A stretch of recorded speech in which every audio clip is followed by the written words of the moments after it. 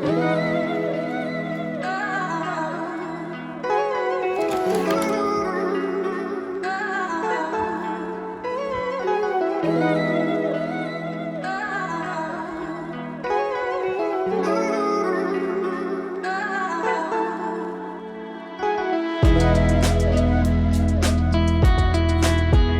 another month starts, so does the planning. With so much out of our control at this time, we have to take advantage of the little that we can control. This month I'm trying out a new planning gadget, the Clear Habit Journal. I've gone through my share of planning devices. Ever since middle school, I've been using a paper planner. I usually get mine from Target, ones that have a daily, weekly, monthly spread. I prefer using the bigger ones because it's easier to write in and see. In college, I started using an additional planner that would track my days by the hour. I got this one from Amazon, and when I write in it, I use the same color coding system that I use in my other planner. So this year, I wanted to go paperless and go digital so I could reduce my paper waste. So I downloaded 2 apps from Moleskine, Time Page, which would replace my daily and hourly planner, and Actions, which would replace my daily to-do lists. And I really liked these for a while, but I did have trouble syncing them up with each other and on my other devices. I liked that I was able to add things from my Apple Calendar, shared calendars, and my class schedule. But when everything started to move towards being online, I found that I couldn't really focus with everything being on a screen, my classes, my planning. I'm sure it wasn't healthy for my eyes either, so I decided to go back to my paper planner. So in my How to Reset Your Month video, I talked about a monthly habit tracker. I have an Excel sheet that I would update at the end and beginning of every month with habits that I want to track daily, weekly, bi-weekly, and monthly.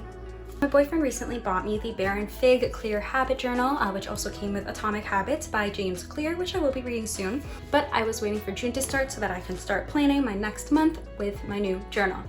So there's a lot of fancy stuff going on in this journal. As you can see, there's a lot of different guides and ideas that they give you.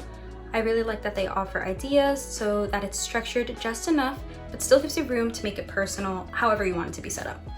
I think on the 1 line per day spread, I'll do a gratitude log or a what did I do today, but also I could do that in the dotted blank part of the journal where there are way more pages. On the dotted pages, I'm probably gonna do a food log or a exercise log. Having a habit tracker makes it easier for you to hold yourself accountable since you can visualize what you're doing and what you're not doing. You can also do a thought of the day. They have a lot of other ideas for decision making, productivity, and other toolkits in the back of the journal. And I really like the idea of the Eisenhower box too. On the blank pages, you can also make a lot of lists. I love lists, like my to-do for the entire month, like starting my scrapbooks, decluttering all my belongings, selling my clothes, all of that stuff. You can do a weekly review or planning, and also things to keep yourself in check. The journal also has perforated sheets if you want to take them out. Depending on the way that you use the preset months on the journal, you can be using it for a very, very long time, which is a good thing considering the price point. It's a little bit on the pricier side. And I also have the jumbo version, which of course would be more expensive too. The pen that I use is the Pilot G2 size 38. And I'm using this journal more for tracking habits rather than as a reflection journal.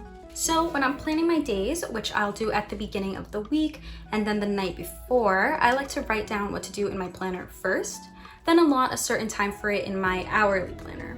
It's important to take breaks during your day, and I recommend that if you're going to try time blocking, give yourself a little bit more time than you think you'll need to complete a task. So just in case while you're still getting used to it, if something comes up, if your alarm doesn't go off, you already lost time that you accounted for, which will completely shift your day. Something that you planned for has to give. Start with what's mandatory, stuff that you absolutely cannot move around, like meetings, appointments. For me, it's classes and work. Then once I see the blanks in my day, I can fill them up with the other tasks that I have from my bigger planner. So once you find out what works for you, you can be that much closer to goal getting and becoming a far more productive person than you were before.